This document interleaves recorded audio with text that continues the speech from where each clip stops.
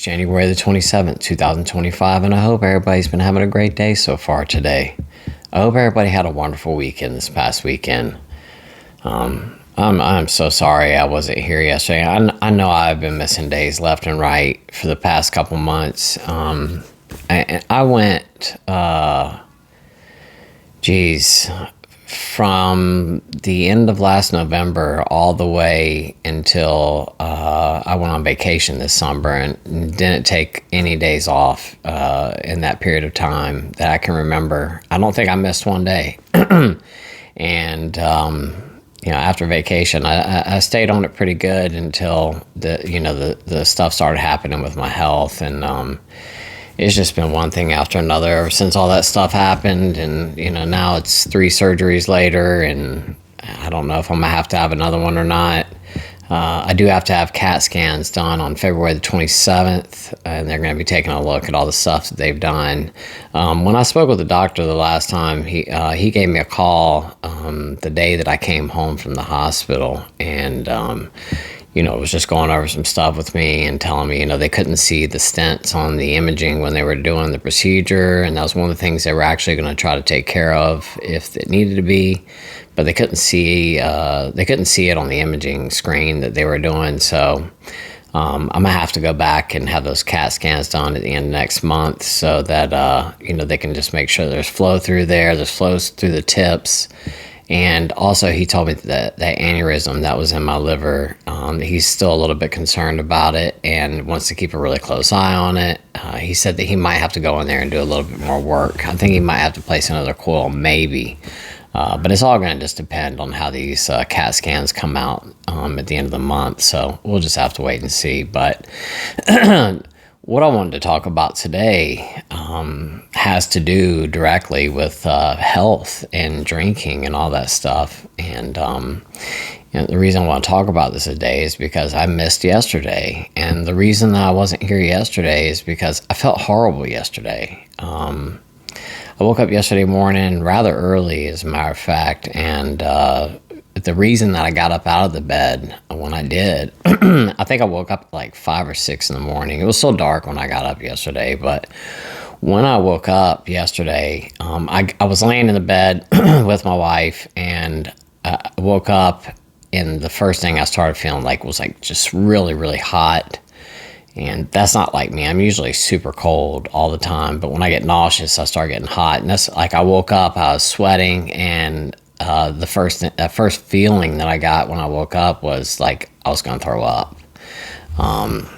And the whole entire day remained like that for the rest of the day. I just felt so nauseous yesterday. I just could not shake it. And most days, I get nauseous most days. I mean, on a daily basis, I get nauseous at some point, if not multiple times throughout the day. But I have medication that I keep with me everywhere I go. I carry Zofran around with me. And for any of you guys out there who are dealing with any of this stuff, I've tried it all. And I can honestly tell you guys, now it might be different for you, it might not work as well for you, but I can honestly tell you that the Zofran, you can ask your doctor for the actual pills. I think a lot of times they'll naturally just give you the sublingual tablets that you put underneath your tongue, but that's a 4 milligram tablet.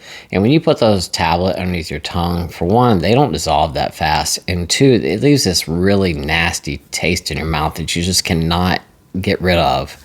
I don't know what kind of weird flavoring they put in that stuff. It tastes gross, and you can't get that taste out of your mouth. Like, I don't care if you brush your teeth or anything, it stays.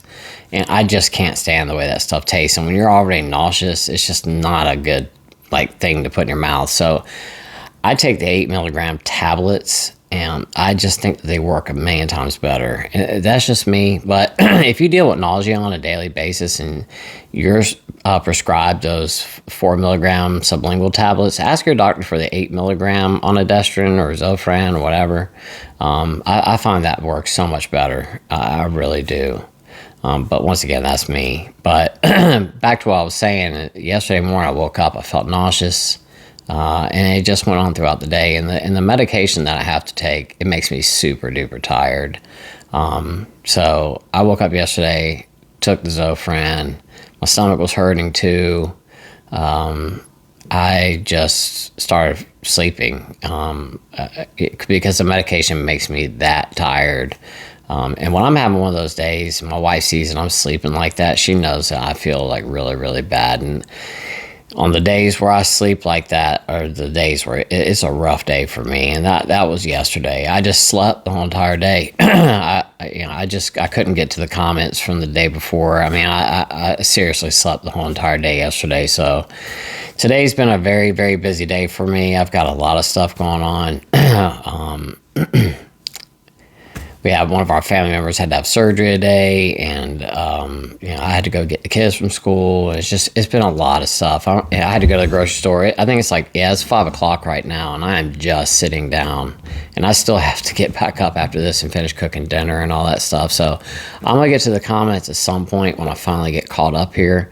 I probably have another hour or two left of stuff I need to catch up on before I can sit down and start doing that. But hopefully I've gotten to the comments before this video gets posted for today. So if I haven't gotten to it yet, if you're watching this, and I haven't gotten to your comments from Saturday night, I am working on it. I will get to it eventually. It's just, yesterday I slept, and today, from the time I got up this morning, I've been running. So don't worry, I'm gonna get to your comments. It's just I'm behind right now. But what I wanted to talk about today, now that I'm 6.5 minutes into this video and haven't gotten to the topic of what I wanted to discuss, but I needed to lead into this because what happened yesterday is what made me think about this, what I wanted to talk about today, and that's exactly it. I was so nauseous yesterday that I couldn't even do anything. And I had to spend the whole entire day laying in the bed sleeping. And I wasted away a whole entire day that I could have spent with my kids. I didn't spend any time with them hardly at all yesterday. I didn't spend any time with anybody, really. I just slept the whole day away. And it's just, I hate when those days happen, but sometimes you just have to do what you have to do and take care of yourself. And that's what I had to do yesterday. But the point is that all of the reason that I was sick yesterday is because of how much I used to drink and the damage that I've caused to my pancreas. If you're new to this channel, for all the old guys, they all know, people that have been here for any amount of time. But if you're new here, I ended up in the hospital back in May of 2022. I had been throwing up blood for, I don't know, maybe about a week. It was close to a week. I think it was like 4 days that I was throwing up black coffee grinds and didn't know what it was. I was extremely ill. And this is not the first time that this had happened to me. Actually, it happened a whole bunch of times leading up to this. I would say probably in the neighborhood of at least 30 or so. Not kidding. And I was kind of used to this feeling, so I knew what was going on. And usually what I would do is when I would get this sick, I would just stop drinking and give it about a week or two, and I would get better. This time wasn't the case. I ended up, like I said, started throwing up black coffee grinds. My stomach was hurting really bad. My back was hurting really bad. And once again, I had dealt with this multiple times. But every time it happened, I thought that I'd hurt my back. I didn't know that it was pancreatitis that I was dealing with. I just had absolutely no idea. And I was afraid to look. I'm not the type of person that gets on Google and starts entering symptoms into the search bar to figure out what's going on with me. I'm just not the type of person. I don't like to do it. It makes me paranoid. And, you type in something, looking for, you type in you have a runny nose and a headache, and the next thing you know, it comes back cancer or something. And it's just one of those things I'm just always, I just don't like looking stuff up online. I'd rather go to a doctor. And so I had no idea what was going on with me. But this time was different. This time, and every other time, I used to throw up when I would get pancreatitis. Once again, I had no idea what was going on. I just knew that it was most likely connected with my drinking because, like I said, I would stop drinking, and then about a week or two later, I would get better. So I kind of had an idea that it was probably alcohol related, but I was scared to find out. And each time that it would happen, I would stop drinking, I would get better, and I'd tell myself, that's it, I'm not going back. Well, I always ended up going back anyway. But like I said, this time was different. This time I was throwing up black coffee grinds. I could not keep anything down. I mean, nothing down. If I took a sip of water, it came right back up. I couldn't eat any food, and every time I vomited, it was like black coffee grinds is what it looked like. And I've spoken about this, but it had the most peculiar smell to it, and I just can't put my finger on what it smelled like. It was the oddest smell. I'll never forget it. I guess what it smelled like was like blood, like old blood is what the odor was, but I'll just never forget that smell. And the last day of that, before I went to the hospital, my wife had left to go to work that morning, and, kept telling me over and over again, you need to go to the doctor, you need to go to the doctor, or go to the hospital. And I said, no, I'm fine. And I was keeping the fact that I was throwing up the black coffee grinds from my wife. When I would throw up, I would go to the bathroom and do it so that she wouldn't see what was going on. But this day, as she left to go to work, she packed me a cooler, set it beside the bed with a bunch of drinks, put some snacks right there for me, gave me some like Tylenol and stuff like that, and said, if anything happens, call me. I'm going to keep up with you all day. She just knew that I really felt bad. Once again, she didn't know I was throwing up blood. I didn't disclose that to her. I was afraid to, because I knew she was probably going to get on to my case about it if I did, and I didn't want to hear it. I felt horrible. And, my thing was I was hoping that I would get better, and that's not the case. She came home that night and found me in the bedroom. The whole room looked like a murder scene. There was blood everywhere. It was bad. And, the bed was covered in that black coffee grind blood. It was all over the floor. She had put a trash can beside the bed for me that morning for me to throw up in if I needed to. I was so sick at that point, I couldn't even lean over the side of the bed anymore. I was just puking all over myself. And that's when I went to the hospital. And when I arrived at the hospital, I had a blood sugar of 1100. I can't even believe I'm still even here because of all the things that happened from that. And like I said, I've told the story a bunch of times on here, but they came in there. They had like a portable x-ray machine. They took a bunch of x-rays on my stomach area and a whole bunch of blood work and all kinds of stuff. And the doctor walked into the room after all that, and he said, look, man, you have a lot of stuff going on with you, and I don't know if we're going to be able to save your life, but we're going to try our best. And they did. They did save my life. I had to have multiple blood transfusions, I think like 12 blood transfusions throughout that stay at the hospital. I was in there for over 2.5 weeks. It was a really, really scary time. And, I found out that I had pancreatitis. They told me I had acute pancreatitis that time. And the next time I went to the hospital, which was 4 months later, I found out that I have chronic pancreatitis. And this is after, some pancreatic doctors took a look at it and everything. They did so many tests on me the second time that I went to the hospital up in Columbia, South Carolina. And they still didn't know the extent of all the stuff that had wrong with me. They didn't figure all that out until the next spring when I ended up in the hospital, pancreatitis again. And then I ended up going down to MUSC. After the doctor, said you need to go down. Actually, I got told to go to MUSC before that, but they didn't discover everything until later on. But my point to all this is, and I don't want to drag this out too far, is that I caused irreversible damage to my pancreas. There's no coming back from it. I now have chronic pancreatitis, which... There are a bunch of people here on this channel and, a few subscribers who have been here since the beginning who deal with chronic pancreatitis as well. And they can vouch for what I'm going to be talking about today, is that it is seriously not worth dealing with the damage that you will put on your pancreas from continuing to drink in a fashion that, is... associated with AUD. And, it's pretty much, I don't want to go over the numbers about what it is for each individual, but, you pretty much know. And my point is all this is that if you stop drinking, if you're still on the fence and you're like, you don't know, or if today you're sitting there thinking about, man, I really could use a drink today. is so not worth it. It's really not worth it.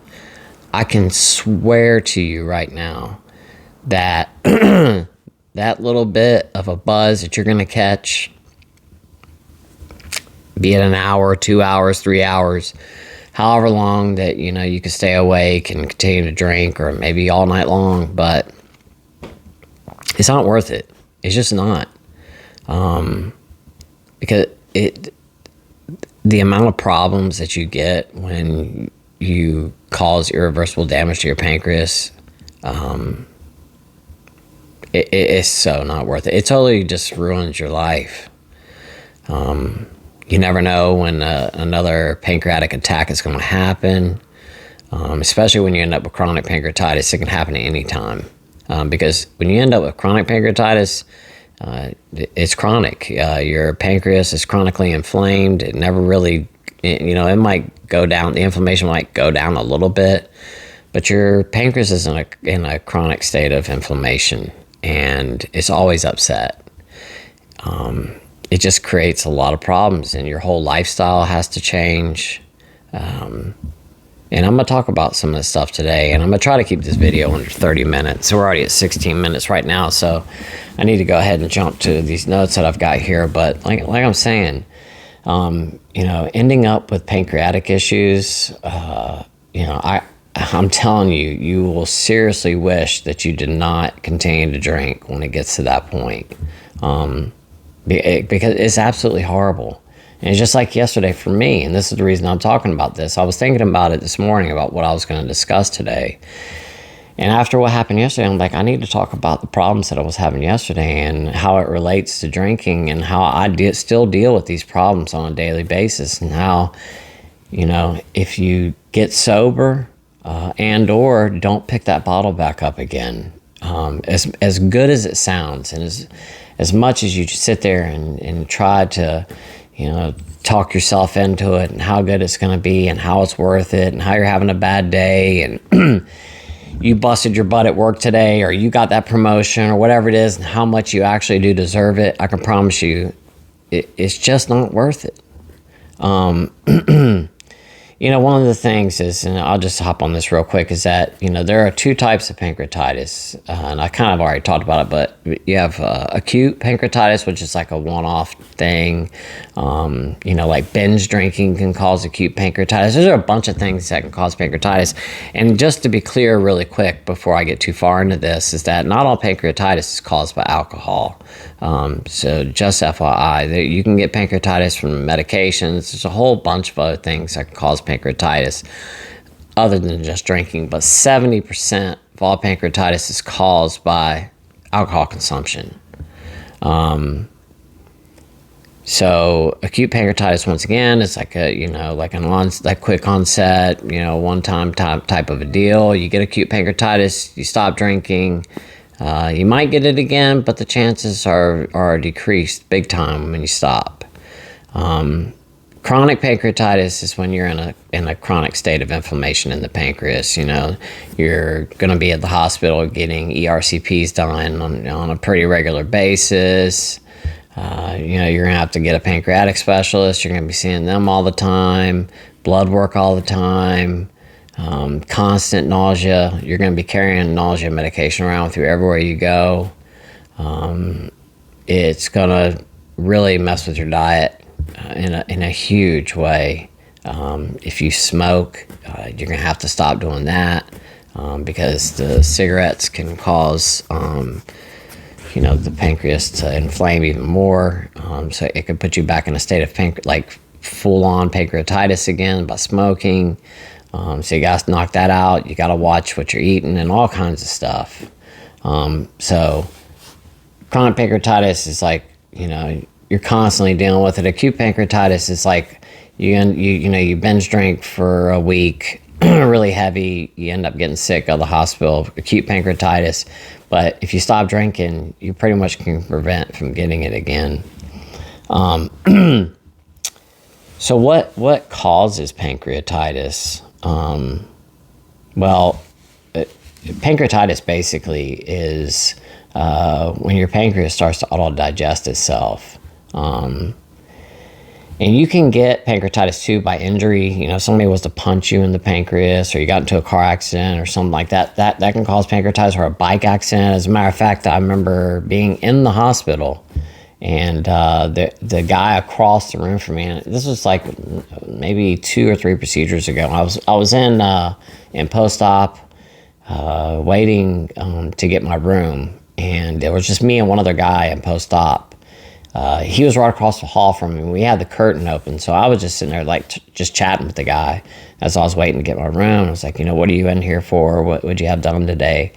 And he told me he was having an ERCP done on his pancreas, and they were placing some stents in there. And I said, you know, were you a drinker? And the guy said, no, I wasn't. As a matter of fact, he got into a bicycle accident, and I think the handlebars on the bicycle stabbed him in the stomach where his pancreas was at, and it's caused him problems his whole life because of it. And he was having a surgery due to that. I was there, of course, because I was having something done with my pancreas. I can't remember if it was my pancreas or what. I've had so many procedures at this point now, but you know, I was there because of my alcohol consumption. Totally different scenario. But we were just having a conversation about it, and like I said, he got his from a bike accident. But like I said, it's when the pancreas starts to auto-digest itself, it increases the fragility of lysosomes and zymogen granules. It also, drinking alcohol makes the pancreas produce acetaldehyde, which can damage acinar cells. Acinar cells is ACINAR cells. Acinar cells, I think is how it's pronounced. I could be butchering that word. If I am, I'm so sorry if you guys are in the healthcare field. It also causes the pancreas, this is from drinking alcohol, but it causes the pancreas to produce FAEE, or fatty acid ethyl ester. So don't really know what that is. I guess it's just some, you know, some kind of bad chemical that, you know, is bad for the pancreas.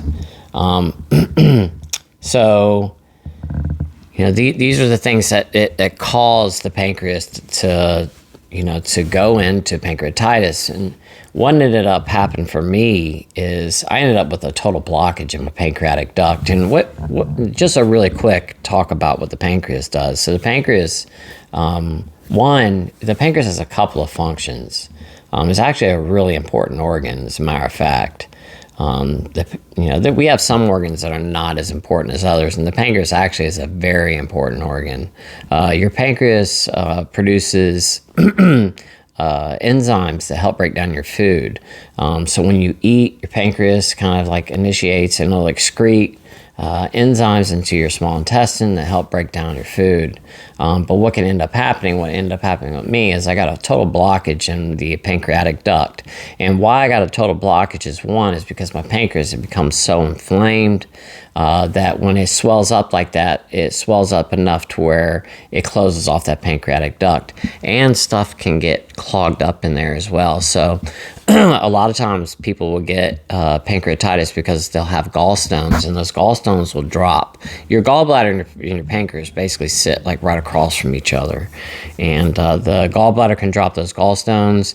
They can fall and get lodged into the pancreatic duct, which can cause those enzymes to not be able to be released out of the pancreas, and then it causes autodigestion. So those enzymes that were meant to be excreted to help break down your food, and they're pretty powerful enzymes, they're not able to escape the pancreas. What ends up happening, they're stuck inside the pancreas, and your pancreas will start to digest itself. Basically, that's what's going on, which causes massive amounts of pains and sickness.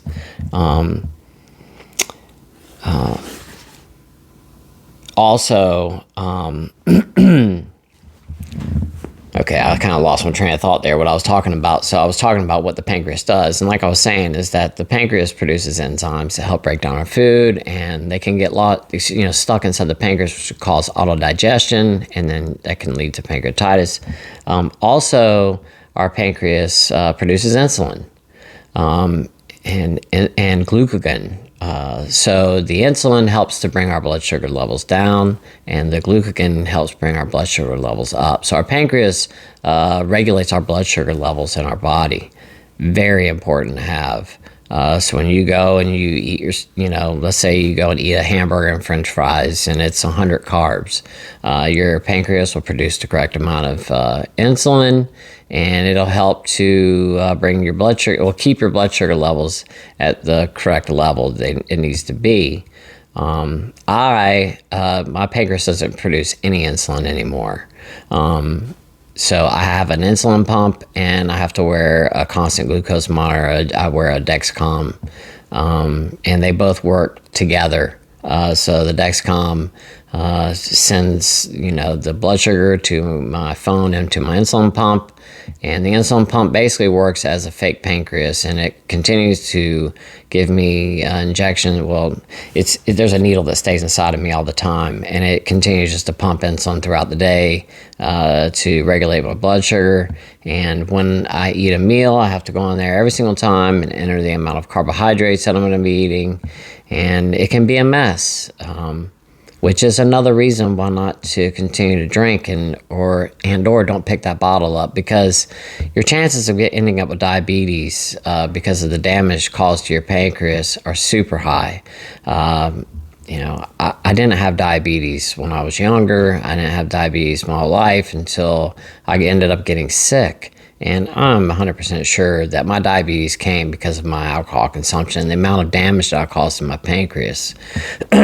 I started off type 2 diabetic, and now I'm type 1 diabetic. And from the time that I found out I had diabetes up until just this summer when I was re-diagnosed as a type 1 diabetic, they had to do a bunch of blood work and found out that my pancreas isn't producing any insulin at all.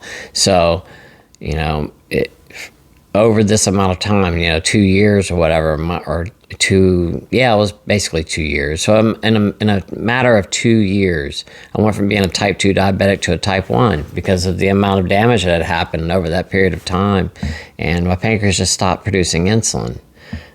So another thing too, drinking like that, causing the damage to your pancreas can cause you to end up with diabetes. You do not want to get diabetes. And for anybody that's in here that deals with chronic, acute pancreatitis and or diabetes, throw something in the comments and let people know how horrible it is. Diabetes is not fun. Having type 1 or type 2, either one, it's not fun. Not only do you have to worry about your blood sugar all the time, keeping your blood sugar levels correct, you can end up with hypoglycemia, your blood sugar drops like crazy, you end up getting the shakes, you can pass out, you can get super sick. Whenever I get hypoglycemia, I start profusely sweating. I get super hot, my whole body turns red. I start to hyperventilate. I end up panicking because you really do feel like you're about to pass out. My hands start to sweat. It's a really bad feeling. And then when you end up hypoglycemic like that, you got to carry around gel packs like glucose gel packs or glucose tablets or some kind of candy or something like that, or some kind of like a soda or something, orange juice, and you got to take just a little bit. They tell you that they have what's called the 15-15 rule. Eat 15 grams of carbs and wait 15 minutes and see what happens. But a lot of times what happens is you start to panic. So you just start, slamming glucose tabs or candy or whatever it is down. And then next thing you know, your blood sugar went from 50 to 300. And it's just this up and down bouncing ball of blood sugar. It's just something that you don't want to deal with. Not to mention the medications. They're not cheap. They're super expensive. I just had to go to the pharmacy this morning and pick up my medications. And after insurance, and it's the new year right now for me. And, my insurance has changed. It's different how it works now. It was $200 after insurance for me to get my glucose monitor. And that was just the little thing that the Dexcom snaps into, because right now I'm using the G6. So the sensor is just a plastic thing with an adhesive on the back that snaps into you, and it pops the needle in your skin, and then the transmitter fits into that. $200 for 3 for a pack of 3. That's what it costs. And that's not including all the diabetes medications, the tabs you have to take, the insulin. That's not cheap. Long-acting insulin, that's not cheap. It just depends on, what your endocrinologist wants to put you on medication-wise. When I first found out I had diabetes, man, they had me on like 10 different medications. I'm telling you, and there are so many things that are involved with diabetes you wouldn't even think about. If you decide not to go the route of having a constant glucose monitor, then you have to prick yourself every time. So then you have to get the little kit, and then you have to buy the little test strips.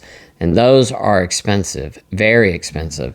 You have to carry the little lancets around with you that prick your skin, because those have to be sterile. And they're every time use. So you have to pop the little lancet into your finger, squeeze the blood out, and then put it inside the little reader, dab that into your blood, then you get your blood sugar reading.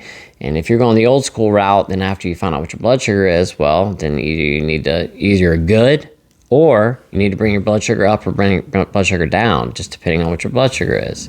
And that might include taking insulin, which is going to include taking insulin of some sort. So then you got to have your pen or either a vial of insulin, and then you got to have the needles and all that stuff. I'm telling you guys, this stuff adds up super quick. It's such a pain. So every time you go to eat, you're going to have to check your blood sugar. You have to do it 15 minutes before you eat. You have to take your insulin 15 minutes before you eat and wait. So you have to plan all this stuff out every single time that if you just want to have a snack, you got to check your blood sugar. You got to give yourself some insulin. And after time, you'll start to get used to it, but I'm not here like advocating for anybody to get diabetes. Trust me, you do not want to end up with it. But it's one of those things, if you damage your pancreas enough, you could end up with this. Another thing, too, that you can end up with by excessive alcohol consumption is pancreatic cancer. Your chances of ending up with pancreatic cancer skyrocket because of the alcohol. Another reason why not to pick up that bottle a day and to stay sober. It's one of those things too, like I've got right here, like, do you enjoy eating hamburgers, pizza, fried chicken, anything greasy at all? French fries, anything deep fried, you might as well forget about it after that. Because it's anything, you have to keep your fat levels super low, because that's one of the things that your pancreas does. It helps your body digest fat. And whenever when your pancreas has been damaged, especially when you end up with like chronic pancreatitis, but even with acute pancreatitis, probably about a month to 3 months after your acute pancreatitis attack, you're still going to have to be very careful because your pancreas is still on the mend. And I'm telling you, if you screw up and eat too much fat, you will know. I remember right after I'd gotten sick the first time, it had been like 2 months after I'd gotten sick, and I wanted to go I had a doctor's appointment the next day at my GI doctor. I had just started seeing him, and I ate chicken wings the night before, and I only had like maybe 4 or 5 wings. That's it. And they weren't even deep fried. These were like I guess they were par fried before I got them, but those were just the frozen ones that you buy at the store and you just toss them in the oven. I ate maybe 4 or 5 of those. I got so sick that night. Ended up throwing up. My stomach hurt so bad. I didn't know what was going on. I went to the doctor next day, and I'm like, man, last night I had the worst stomach ache. I threw up. I felt so bad. And he said, what did you eat for dinner? I said, chicken wings. He said, you can't eat chicken wings. And I asked him, why not? He said, you can't eat that much fat, man. He said, everybody, loves chicken wings. He said, heck, I love chicken wings. He said, but you can't have that anymore. He said, if it's anything that's deep fried, you got to forget about it. It's like not even a question for you anymore. So if you enjoy anything that tastes good, forget about it. It's gone. Any of that stuff that, and I'm not the type of person that really ate that much food like that anyway. I've never been a huge fan of like fried foods. They're good. I like chicken wings, and I like the occasional hamburger and stuff like that. And cheeseburgers are like my favorite thing in the world. I don't eat them that often. But I mean, just to be honest, I mean, cheeseburgers are one of my favorite things to eat. I love a cheeseburger. And I'm not the type, I've been a chef my whole entire life, basically. I've been in the restaurant industry my whole entire life. And I am not one of those guys that has to have like, foie gras and, some kind of port wine reduction mushrooms with caramelized onions and all this fancy, gold flake and all this kind of stuff. No, I like a cheeseburger with American cheese on it, mayonnaise, ketchup, pickle, lettuce, tomato, onion. That's it on a butter toasted bun. Now it's got to be a butter toasted bun. You have to toast it in butter, in a skillet. That's just, I've been cooking for a long time. You get the bun right, and the rest of it's going to be good. And it's one of my favorite things to eat. I don't eat them anymore. I just can't.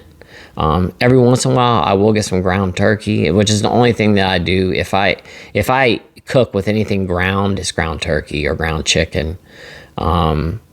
I'll make like a ground turkey burger, a ground chicken burger every once in a while and, have one without the bun. It just doesn't taste the same. But, that's another thing. Forget about eating the fatty foods. Those go out the window. Do you like to eat sweets? Candy? Do you like to eat cheesecake and pies and cakes and cookies and Little Debbie snacks and all that kind of stuff? Well, if you damage your pancreas to the point where you end up with diabetes, forget about all that stuff. You can't have it anymore. So now you can't have the nice greasy foods, and you can't have anything that's high in carbohydrates any longer. And that's not just, people have this idea that, well, you just can't eat candy and stuff like that. No, you got to forget about most fruits you can't eat anymore. Even though it's natural sugar, at the end of the day, after your body breaks it down, it all ends up as glucose. And it's the same thing, whether it's, pure cane sugar or sugar that came from a grape. Your body doesn't know the difference, and it's going to spike your blood sugar. And you'd be surprised, for any of you guys out there who don't have diabetes, how quick your blood sugar will skyrocket. I mean, blow off the charts. White bread, no more. Rice, no more. Or if you do, you're going to have like that much. You might be able to have like that much rice. Because you don't want to be taking like tons and tons of insulin. It's just not good for you. Excuse me.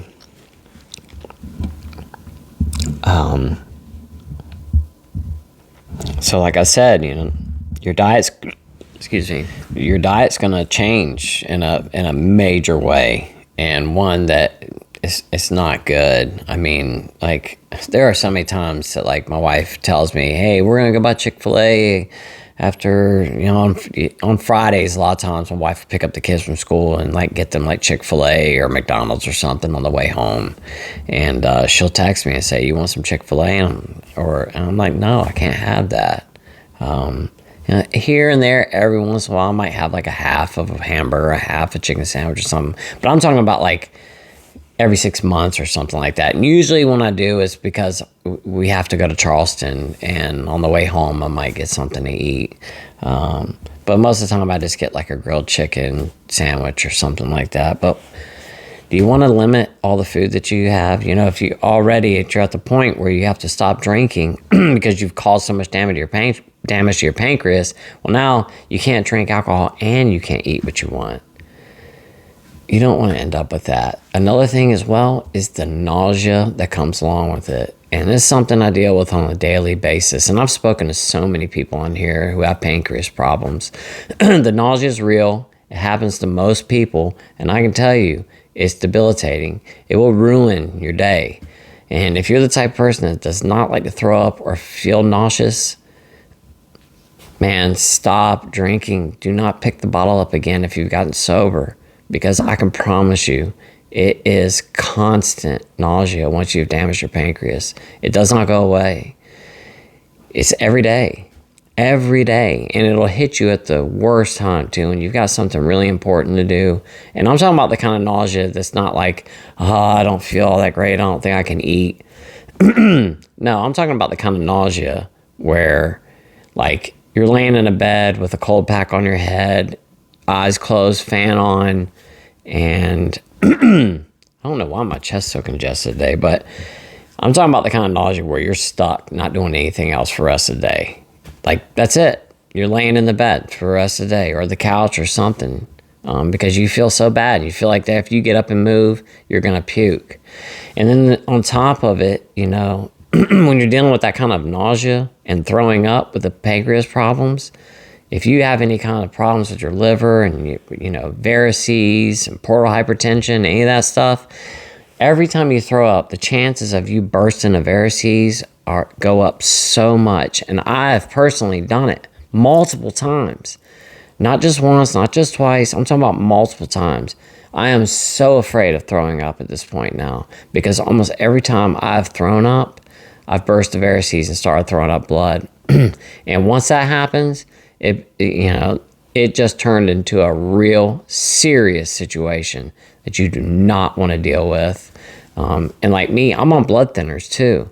If that happens, I don't know what's going to happen to me. And I live 3 hours away from MUSC in Charleston. And that's the only hospital I'm going to. None of the hospitals around me can handle any of the stuff I've got. I have to go to Charleston because that's going to be the only hospital that's going to be able to handle my situation. So, you know, I'm going to be bleeding internally on blood thinners going down to Charleston, 3-hour ride. Not a comfortable feeling. So we talked about the nausea. Another thing, too, is the amount of pain that you're going to end up with. Guys, if there is one thing, if you leave this video with one thing in mind, you take one thing away from this video, listen to me when I tell you. And I'm not here to lie to anybody. I'm not here to exaggerate. I'm not here to make anything sound worse than it really is, try to scare anybody off from this. I'm telling you guys the honest, the God truth. And the honest truth about this is the pain that comes along with pancreatitis is absolutely unbearable. Listen to me when I tell you. And for any of you guys out there who have dealt with pancreatitis, please let me know in the comments how bad the pain is so that other people can go through and scroll through and read that. I want it to be where it's not just me talking about this. Please hop in the comments and let me know what you've dealt with pain-wise with this, because it is... I can't even put it into words. I just can't. I can't explain it to you. You really have to feel it for yourself to know what I'm talking about. I'm talking about the kind of pain where your mind is completely focused on that, and that's it. Nothing else. You can't think about anything else but how bad that you're hurting in that moment. How bad your stomach hurts. And not only does it make your stomach hurt, but it makes your back hurt like you just got hit by a Mack truck. I'm not kidding. It hurts that bad. I'm talking about the kind of pain where you are balled up, rocking back and forth, bawling, crying. You cannot make the pain stop. It is the most...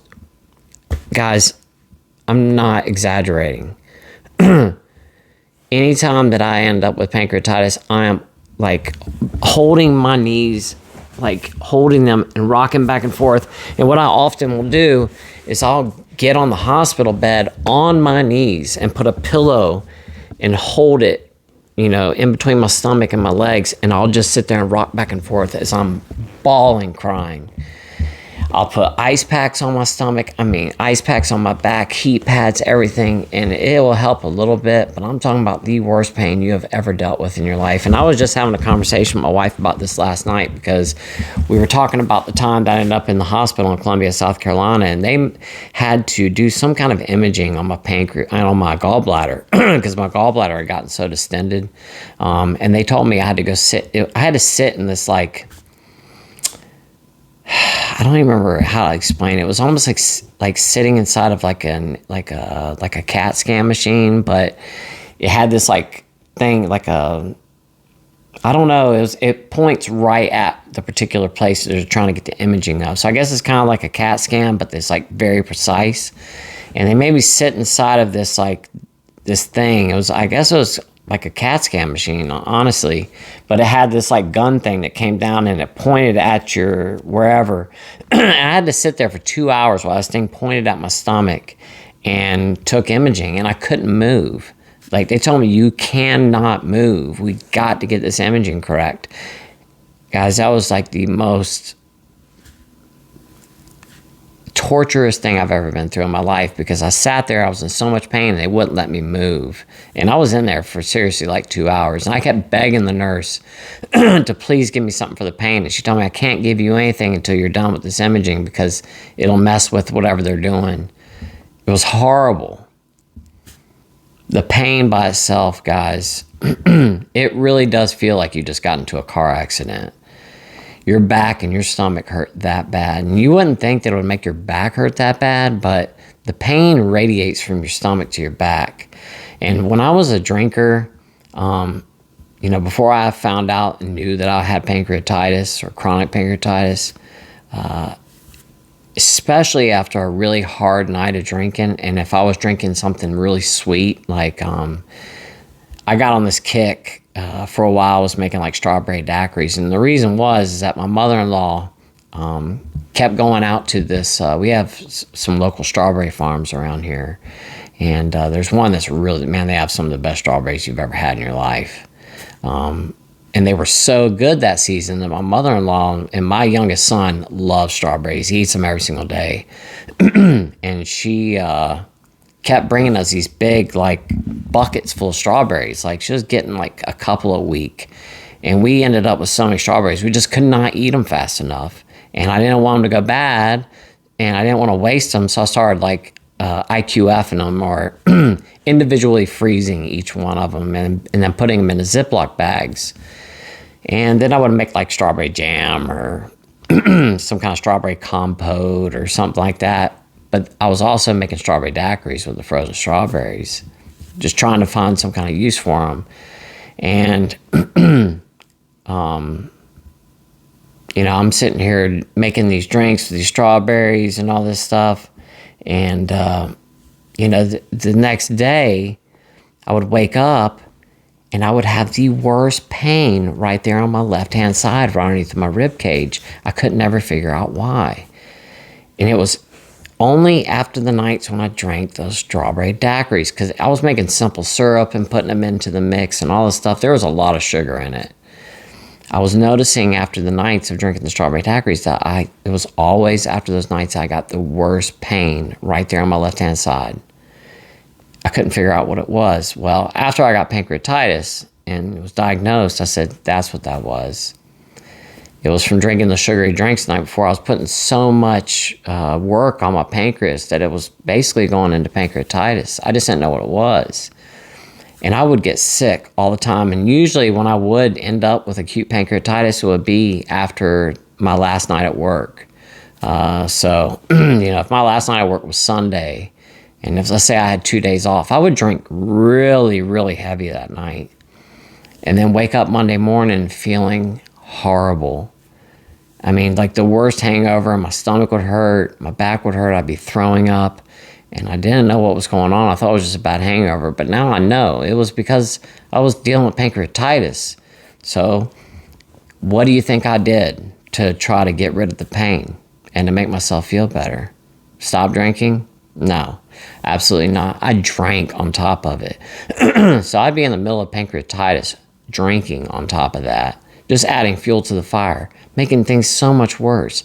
I remember one time, I think I've spoken about this, but it was like Christmas Eve or Christmas Day. It was something. It was Christmas time, and my wife and my kids went to go to my mother-in-law's house for Christmas, and I couldn't go because I was so sick. And my back was hurting so bad that I had to get up. And I remember my wife left, and I was walking around our backyard in the fenced-in area. I thought that maybe if I got up and started walking around a little bit, maybe it would make my back feel better. And I started wondering, is my back hurting because I've been laying around a whole bunch today? And that's often what I would tell myself, because I would think, okay, I've been in the bed all day today. It must be why my back's hurting so bad. No, it's because I was in the middle of pancreatitis. And there I was that one particular day, back hurting. I was throwing up. I felt bad. My stomach hurt really bad. I just felt horrible. I just thought, this must be a really bad hangover. I just need some booze. So I drank liquor on top of it, and it just got so much worse. I could not keep it down. Every time I'd try to drink, I just puked it right back up. And that's the crazy thing about this addiction, is that even though I'm in all this pain, I know that I feel like crap because I drank. I'm drinking to try to fix the problem that I started with drinking. And all I was doing was pouring gasoline on the fire. It just blows my mind, the things that I was doing back in those days. It really does.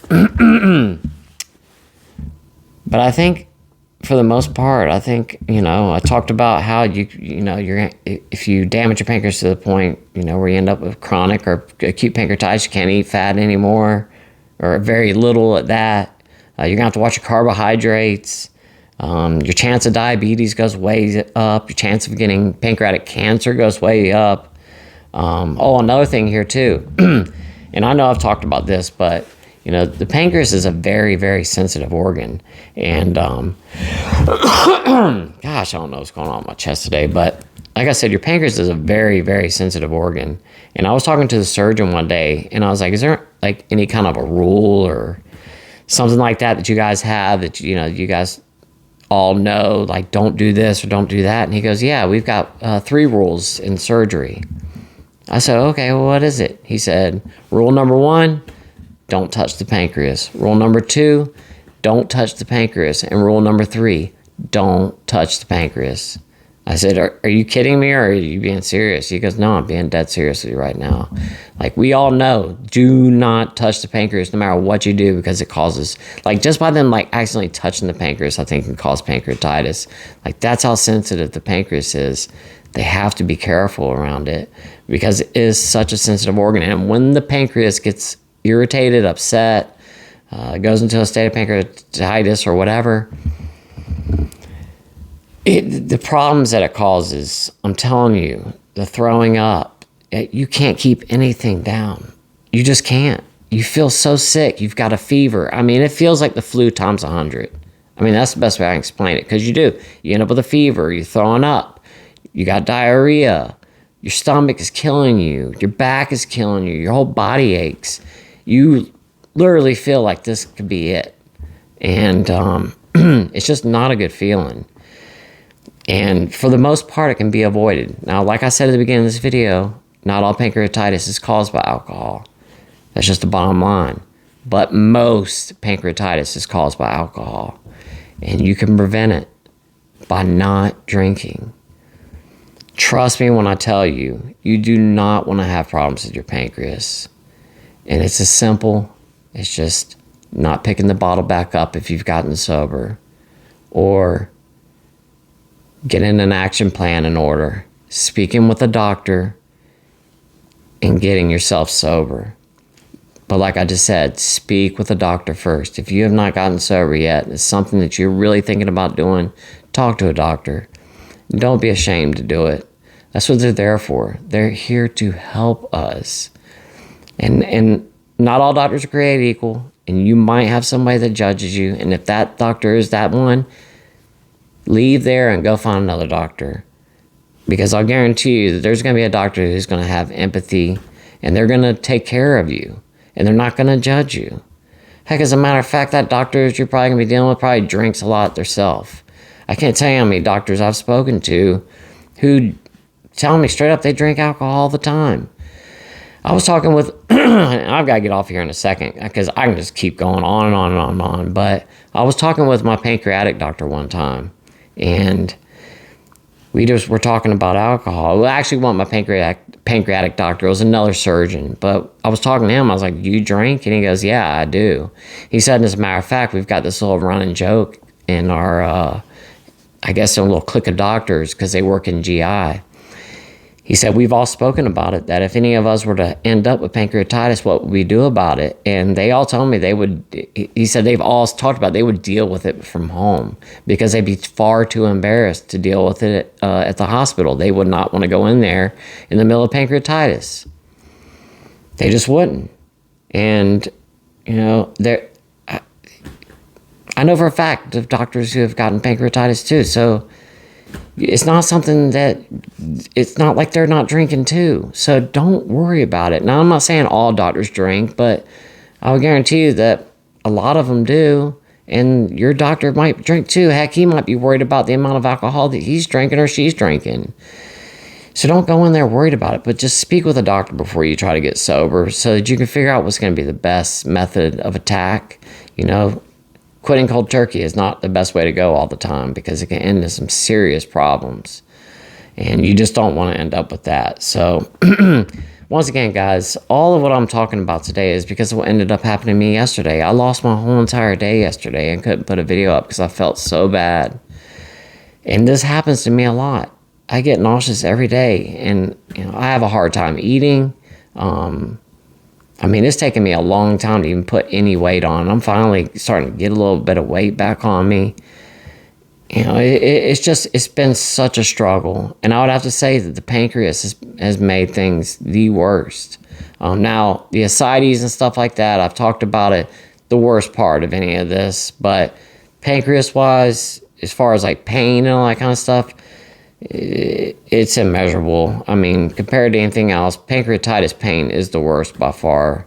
Now, the splenic embolism and stuff, that's, in my opinion, it's more painful than pancreatitis, but it's not something that, you're going to end up having to have done all the time. And just pancreatitis is more, I guess, easier to get than having to have a splenic embolization.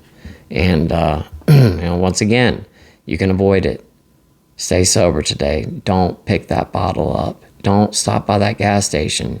Don't stop by that liquor store. Just stay the course. Go home. I know sometimes it's not the most fun thing to do. I know sometimes that, just getting that drink, just that night, you've had a super bad day, and you're thinking to yourself, man, this will make everything so much better. I can have a couple drinks. I can just relax and go to sleep. And yeah, it might help you relax for a little bit. But you're going to wake up and you're going to feel like garbage the next day. And then the cycle starts all over again. And before you know it, you're right back in the throes of it. And you can't stop. And before you know it, 5 years has gone by. And the next thing you know, you're in the hospital with pancreatitis going, what happened? I had 6 months of sobriety 5 years ago. And I lost it all because of one night I decided to have a drink. And it happens like that every single day, guys. It really does. It happened to me more times than I'd even like to talk about. And I talk to so many people on here that it happens to them the same way too. It's that one night. We can't just have just one. We can't have just two. We don't know when to stop. And it, like I said, the cycle repeats itself. You get drunk, you wake up the next morning, you feel like crap. If you're the type of person that uses hair of the dog, before you know it, you drank that day. Then at 12 o'clock, you're telling yourself, well, I already drank this morning, so I might as well drink tonight. That's why I used to tell myself every day, I'll do it tomorrow. I can wait till tomorrow. I'm just not going to drink too much today so I don't feel so bad tomorrow, and then I actually can stop. Well, that never worked. I ended up drinking the whole half gallon or something that night. Then I woke up the next morning feeling like trash. Right back to the liquor store. The cycle is in full motion all over again, and here I am. Guys, it's not worth it. Stay sober. Don't pick it back up. Or if you're thinking about it, speak with a doctor and get sober. And don't end up like me with chronic pancreatitis. I'm telling you, it is horrible, and you do not want to end up with it. Really quick before I get off of here today, guys, I'm going to do my live video tomorrow. Probably going to do it at 5 o'clock tomorrow afternoon, Eastern time. So can't wait to see you guys there. Like I said, it'll be at 5 o'clock. Probably going to do it for about an hour and a half, somewhere around there. Yeah, we'll do it for an hour and a half. That'll end, so it'll end at 6:30. My wife gets home around that time, so that'll be perfect timing. So tomorrow afternoon, 5 o'clock. Can't wait to see you guys there. Like I said, it's just basically a chance for us all to conversate with each other in real time. You can ask me anything you want. I say this every single time, and I get the question every single time. I'm not going to say my name. Please don't ask. I'm not going to answer it. My name's LD or whatever else. You can call me whatever you want. I'm not going to disclose my real name. Or my exact location or any of that kind of stuff. I've said it over and over. I live in South Carolina. I'm really close to the Georgia border. And I just don't want to say my name. The rest of it's fair game. You guys can ask me whatever. Or, I'm not going to say my kids or my wife's name. But other than that, you ask me anything, and I don't get offended by questions or anything. And if I don't feel like answering it, I'll say I'm sorry, but I don't want to answer that. But I've only said no to answering things a couple of times, and for the most part, anytime I've ever said I'm not going to answer that, it's because people keep asking me for my name, and I just want to stay anonymous. Even though I live in a small town and a lot of people here know what I do, I just don't want people to know my name. It's just for a lot of reasons, and I just don't want to get into it right now. But there's some crazy people out there on the internet, and I've got a family, and the last thing I need is somebody getting upset with something I said, showing up at my house, or trying to come after me or something like that. And that's just why I don't want. It's for safety of my family more than anything. So, anyways, guys, I'm gonna go ahead and get off of here now that I've made about an hour-long video. And I was only trying to do a half an hour, but you know how it goes. And the reason I kept talking about this so much because I've had so much experience with pancreatitis, and it's something that I can promise you. It's one of the reasons I come on here every day for the most part, is to talk about this so that I can prevent you guys from going through the health problems that I've been through. Because if there is one thing I can promise you, it is not fun. It is absolutely horrible. Absolutely horrible. So guys, stay sober today. Don't pick that bottle up. And until tomorrow, in the live at 5 o'clock, I will see y'all guys then. See you guys then. I love you guys so much. And until tomorrow, I'll see y'all then. Y'all have a great rest of your day.